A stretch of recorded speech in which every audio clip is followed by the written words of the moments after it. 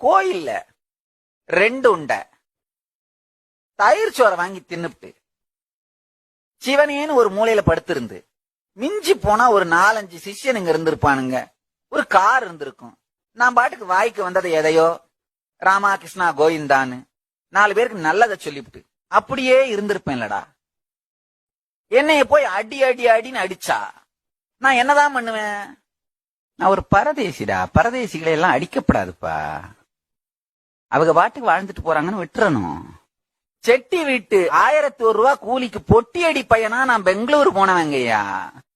அங்கேயும் இருக்க விடாம அடி அடி அடின்னு ரவுண்டு கட்டி அடிச்சா நான் என்னத்தான் பண்றதுங்கய்யா? கண்ணிறக்க நானும் அண்ணாமலையார பார்த்து மனசு நிறக்க அவரை நினைச்சு வாழ்ந்து செத்து போயிருப்பனேடா. என்ன ஏன்டா இவ்வளவு பெரிய ஆளா ஆக்குனீங்க? எதுவானாலும் சரி மீனாட்சி மீனாட்சின்னு கூப்பிடுங்க. உடனே அம்மா வந்து அருள் பண்ணுவா. என்னாச்சு என்னாச்சுன்னு